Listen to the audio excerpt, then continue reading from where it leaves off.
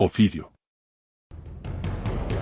Si tenéis miedo de las serpientes, si un terror ancestral a los ofidios os domina, tratad de racionalizarlo. Acudid al diccionario y leed la científica descripción que de los reptiles evas. Al finalizar la lectura no podréis impedir que un implacable escalofrío se instale en vuestra columna vertebral. Tened presente, entonces, que el miedo que os producen las serpientes es una advertencia de Calot, su rey. Por ello no debéis en ningún caso encender su furor. Quien haya reflexionado sobre el horror que la generalidad de los seres humanos siente hacia las serpientes, habrá llegado, sin duda, a conclusiones poco satisfactorias.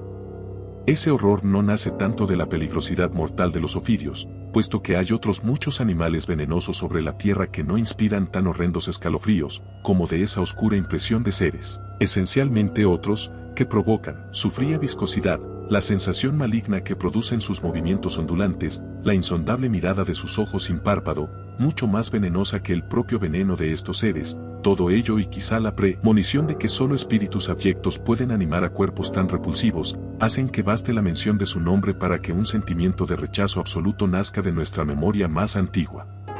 No es extraño, por tanto, que aquellas culturas cuyo contacto con la naturaleza es más directo que la nuestra considere la muerte por picadura de serpiente como la más terrible de las maldiciones.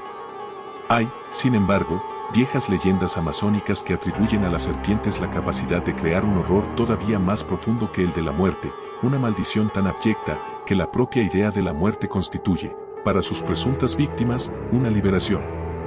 Determinadas serpientes dotadas de poderes oscuros, tal vez procedentes de lóbregos universos, podrían llegar a transformar la naturaleza psíquica de los hombres en algo de abominables y viscosas características, algo cuya visión derrumbaría para siempre la fortaleza de los espíritus más enteros. Por supuesto, siempre había considerado que mi mente estaba asentada en sólidas bases racionalistas y me negaba, por principio, a creer en este tipo de leyendas.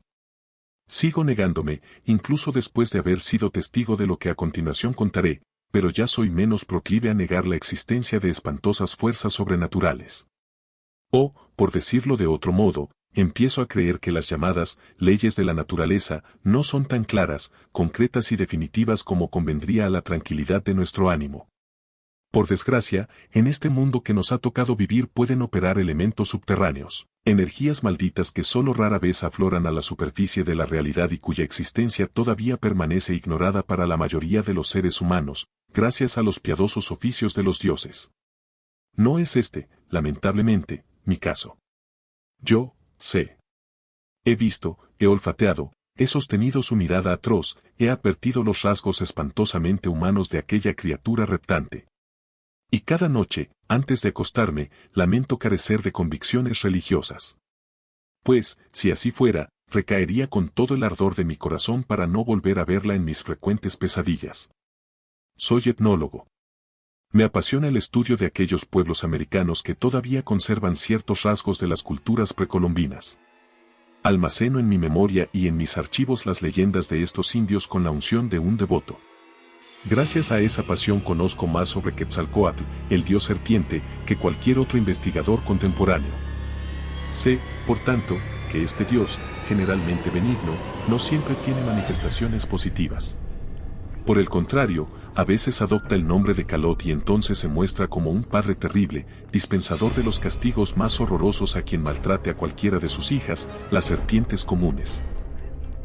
Lo que desconocía era que esa leyenda pudiera llegar a plasmarse realmente, quién sabe por medio de qué ominosos mecanismos, hasta materializar su horrenda carga punitiva en las repulsivas características de una criatura viva.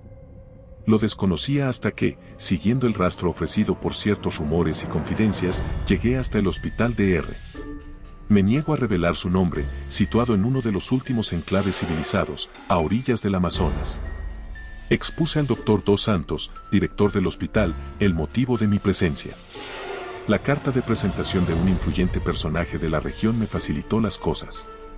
Pocas personas, incluso dentro del hospital, conocían la existencia de aquello, así que Dos Santos se sorprendió de que, aunque confusas, hubieran llegado noticias hasta mí. Tenía un aspecto ceñudo y preocupado. Era evidente que la existencia de un ser tan inquietante en la institución que dirigía le estaba produciendo un indisimulable estado de ansiedad, incluso de angustia, a juzgar por el tono grave con que me hablaba. No sabemos qué hacer con él, me dijo, tal vez lo más correcto fuera darle muerte, pero nadie se atreve a tanto. De momento lo tenemos encerrado.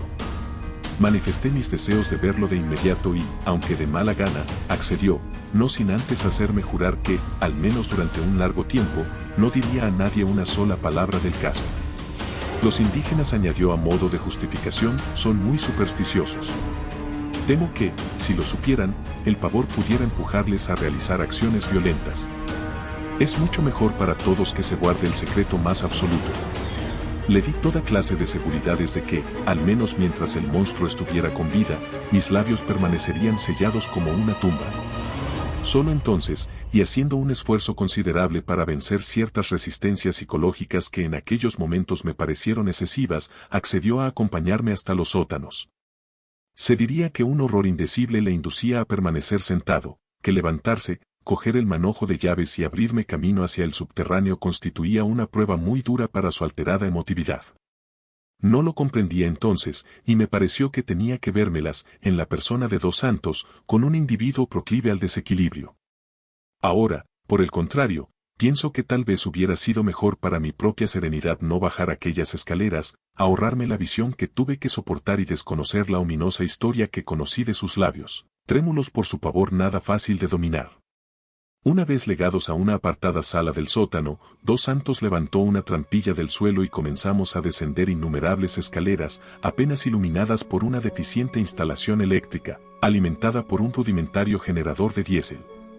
Las bombillas daban una luz anaranjada y mortecina, pero agradezco al destino esta circunstancia, pues con mayor luz hubiera visto del todo los alucinantes rasgos de la criatura y pese a ello, después de haber visto lo que vi, dudo mucho de mi capacidad de aguante para ciertas cosas. Comencé a notar un tufo muy extraño, a la vez dulzón y nauseabundo, al final de las escaleras, frente a una puerta metálica, de grosor considerable, que solamente podía abrirse, tras accionar el mecanismo de 3 complicadas cerraduras, desde la parte donde estábamos. Dos Santos abrió la puerta, dando claras muestras de la repulsión que tal acción me producía. Nada más hacerlo resonó un golpe terrible al otro lado de la puerta. Me estremecí, no tanto por lo inesperado de la sacudida como por la evidencia de que el serse moviente del otro lado era plenamente consciente de mi presencia y que sus sentimientos hacia mí no podían calificarse, en modo alguno, de indiferentes ni amistosos. Lamento haberme cruzado, nada más levantar la cabeza, con la mirada de aquellos ojos oscuros y centelleantes, ojos que, aunque humanos, manifestaban una clase de odio demasiado intenso y a la vez demasiado frío como para pertenecer al espíritu de nuestra especie. He dicho que sus ojos eran humanos. Y eso era, precisamente, lo que provocaba mayor horror. Porque el resto del cuerpo, bienhechora penumbra. La parte del cuerpo que pude llegar a entrever ofrecía un aspecto espeluznante. Algo que reptaba con dificultad, arrastrándose con movimientos ondulatorios, que recordaba a una improbable figura humana carente de osamenta. No sé cómo pude resistir aquella visión sin caer al suelo desmayado, ni de donde logré reunir la suficiente presencia de ánimo para continuar observando. Pero así lo hice, y pude darme cuenta de que su tamaño era algo inferior al de un hombre, que su desnudez era completa y que carecía de vello en toda la superficie de su escamosa piel. Me llamó la atención de modo particular su cabeza plana, la carencia de cuello, la estrechez de sus hombros, casi pegados a las orejas diminutas. Pero aquella cosa semoviente no dejaba de mirarme con un manifiesto sentimiento de helada hostilidad, al tiempo que silbaba y silbaba de esa forma insoportable que antes he descrito. No lamento haberme apartado casi de inmediato de los barrotes, aunque ello redunde en menoscabo de una descripción más minuciosa del monstruo. Había visto más que suficiente. Aparté la cara horrorizada, y ya no me importó en absoluto lo que Dos Santos pudiera pensar acerca de mi escasa capacidad de aguante, ya que corría a su encuentro temblando, y ambos nos apresuramos a escapar del lóbrego subterráneo, del hedor nauseabundo, que sin embargo iba a impregnar mi piel y mis ropas durante varias horas, y de los amenazadores silbidos con que el repulsivo prisionero nos despedía. Una vez en su despacho, el director, para calmarme, me ofreció un cigarrillo.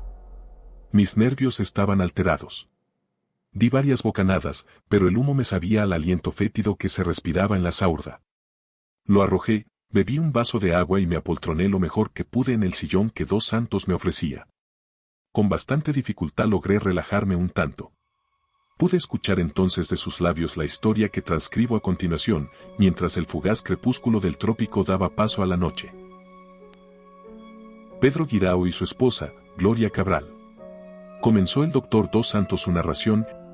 Eran una de tantas parejas empujadas por la miseria hasta la selva amazónica cuando, para aliviar la crisis económica, el gobierno dio facilidades a todos los que quisieran establecerse como colonos rescatando tierras cultivables a golpes de machete. Al principio, Pedro se había resistido a tomar esta decisión, pese a las intolerables condiciones de vida que imperaban en los suburbios de Sao Paulo, donde con grandes esfuerzos lograban apenas sobrevivir, por el miedo cerval que desde siempre le habían inspirado las serpientes. Al parecer, una vieja mulata medio bruja le había vaticinado, cuando era niño, que moriría a causa de ellas. Pero la resolución de Gloria fue más fuerte que el pánico de su compañero, y acabó convenciéndole. Levantaron una pequeña casa de madera en los terrenos asignados por el gobierno, a unos 4 kilómetros del poblado, y comenzaron una vida de labradores y granjeros que, aunque dura, a causa de las agobiantes condiciones climatológicas, les permitía comer todos los días. A Gloria le parecía, con mucho, preferible a la que hasta entonces habían llevado en ciudad. Disponían, al menos, de una casa, y no de una miserable chabola de hoja de lata y cartón. Pedro, sin embargo, tenía sus dudas. El miedo a la serpiente se le había transformado en una auténtica obsesión. Debía enfrentarse diariamente a los horrores de la selva, y sus encuentros con serpientes, aunque fueran a distancia, eran, desgraciadamente, mucho más frecuentes de lo que su carácter histórico podía tolerar. Cuando tenía lugar uno de estos encuentros regresaba a casa despavorido y, tras cerrar a conciencia puertas y ventanas, se metía en la cama temblando y se negaba a salir de ella hasta que la necesidad le obligaba a hacerlo.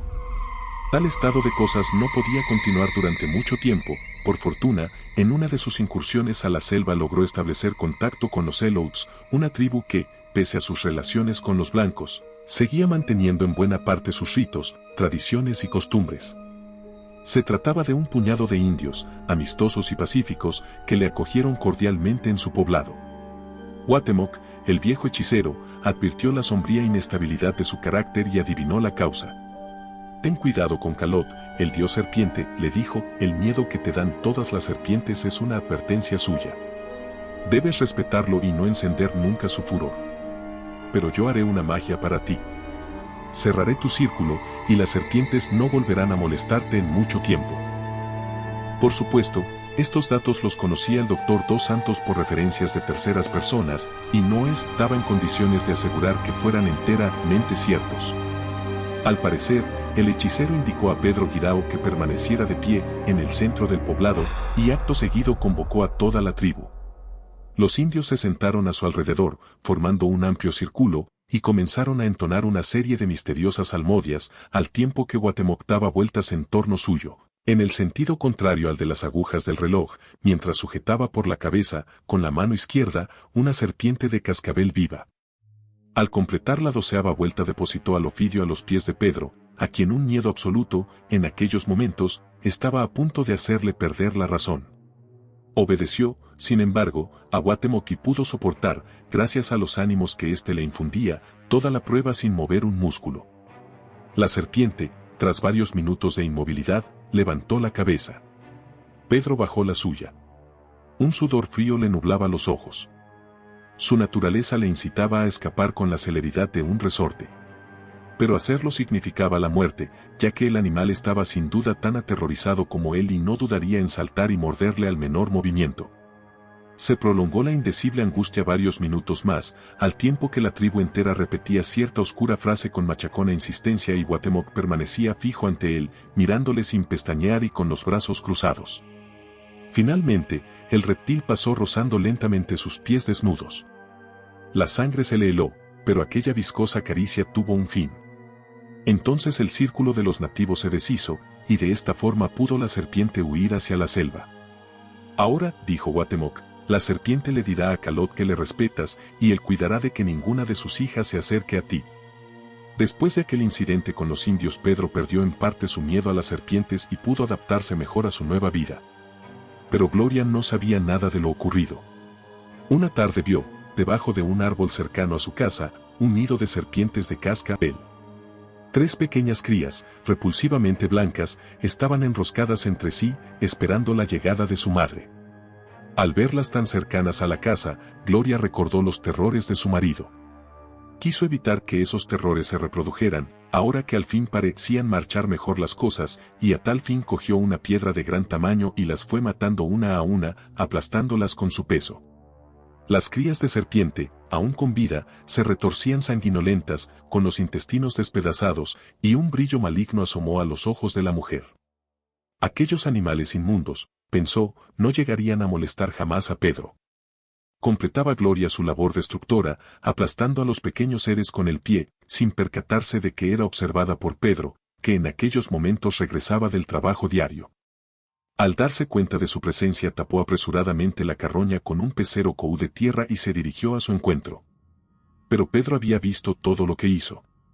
Se acercó al nido, contempló los cadáveres retorcidos y no reaccionó, en contra de lo que Gloria esperaba, con una de sus habituales crisis histéricas.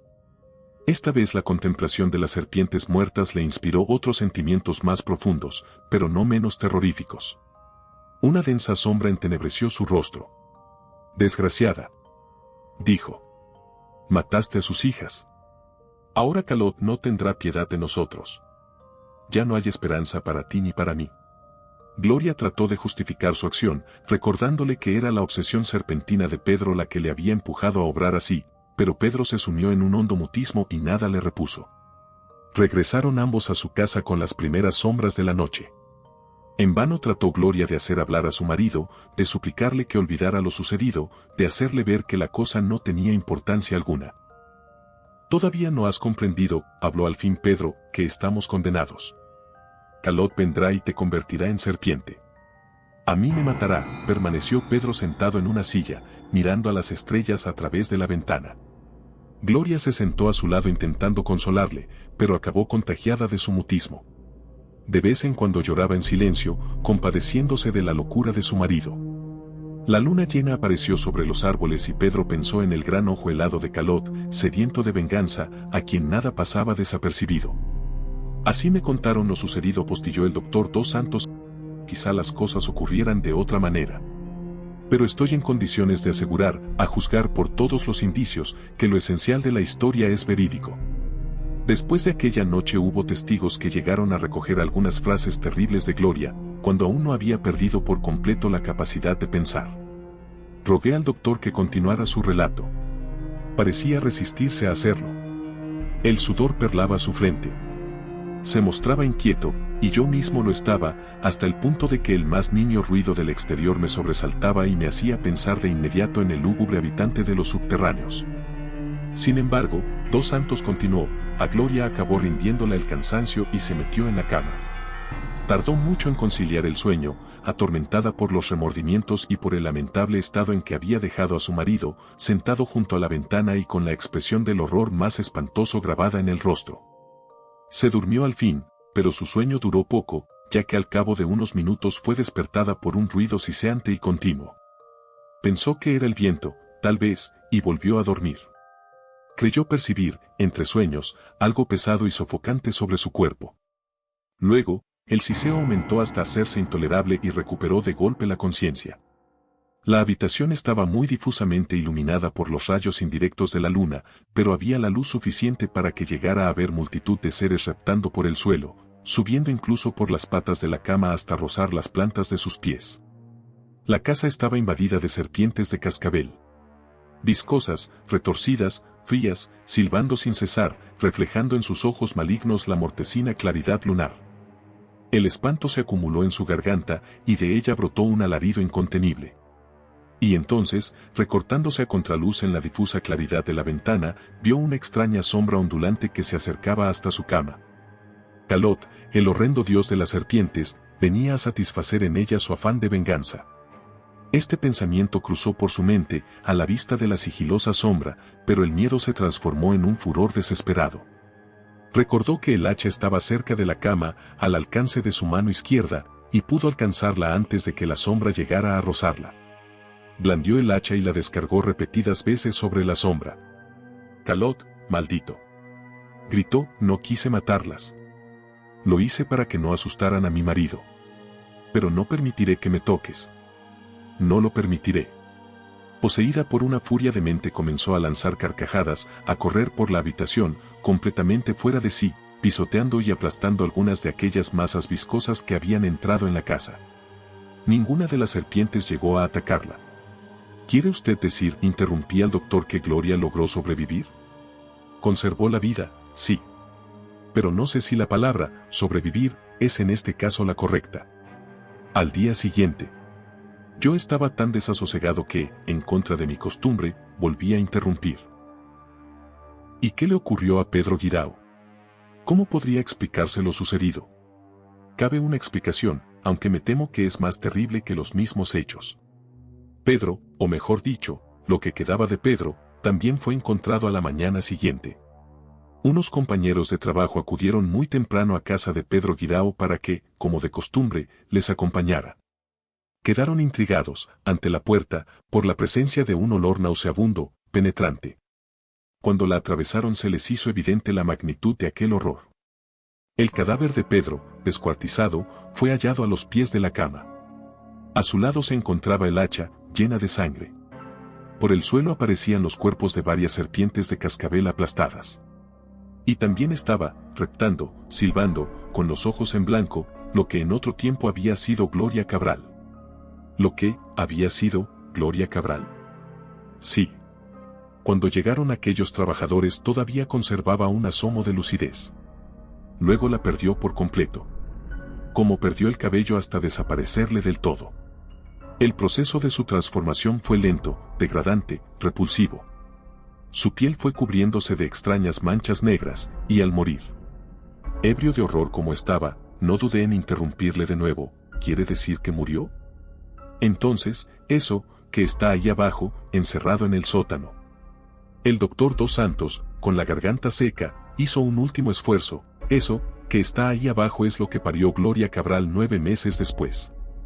Nacieron otras 2 criaturas que usted se ha librado del horror de verlas. Eran mucho más repugnantes, pero no lograron sobrevivir. Escuché entonces, con toda nitidez, un profundo silbido. No logré descubrir su procedencia. Me consuelo pensando que tal vez fuera el viento. O quizá, simplemente, un desenfrenado producto de mi imaginación.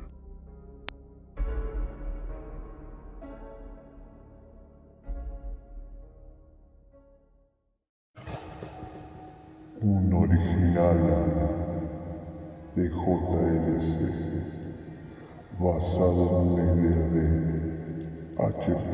Lovecraft.